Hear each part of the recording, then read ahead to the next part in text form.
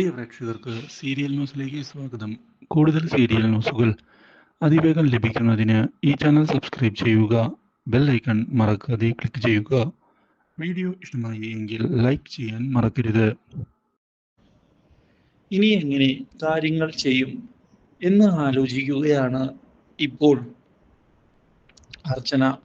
സത്യങ്ങൾ എനിക്ക് അറിഞ്ഞേ തീരൂ എന്ന് വ്യക്തമാക്കുകയും ചെയ്യുന്ന അർച്ചന, ഈ വീട്ടിൽ നിന്നാണ് അവൾക്ക് ഇങ്ങനെയൊരു അനുഭവം ഉണ്ടായിട്ടുള്ളത്.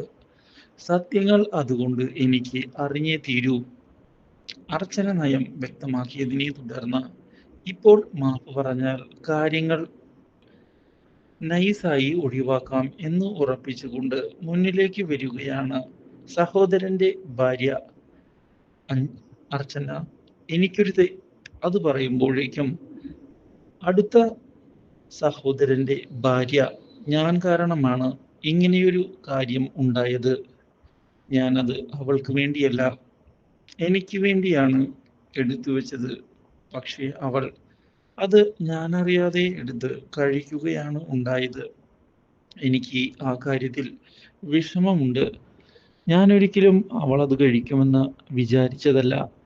ഇത് കേട്ടതിനെ തുടർന്ന്, ഓ ഭാഗ്യം, തൽക്കാലത്തേക്ക് കാര്യങ്ങൾ കൈവിട്ടു പോവാതെ രക്ഷപ്പെടാൻ സാധിച്ചു എന്ന് ഉറപ്പിച്ചിരിക്കുന്ന അവൾ അവിടെ നിന്ന് പോവുകയാണ്. അർച്ചനയാകട്ടെ എന്തായാലും നാണക്കേടായി. പക്ഷേ ഇനിയും കാര്യങ്ങൾ വഷളാക്കാൻ ഞാൻ ഉദ്ദേശിക്കുന്നില്ല. അതുകൊണ്ട് ഇത് ഇവിടെ നിർത്താം എന്ന് അറിയിക്കുകയാണ് തൻ്റെ സഹോദരനോട്. ഇതിൻ്റെ പേരിൽ ഇനിയൊരു വഴക്ക് ഉണ്ടാകരുത് എന്നുള്ള നിർദ്ദേശവും നൽകിയതിനെ തുടർന്ന് കാര്യങ്ങൾക്ക് തൽക്കാലം ഒരു അന്ത്യമാകുന്നു. ഇതോടെ താൻ തൽക്കാലത്തേക്ക് രക്ഷപ്പെട്ടു എന്നുള്ള കാര്യം ചന്ദ്രമതിയെ അറിയിച്ചിരിക്കുകയാണ് അവൾ.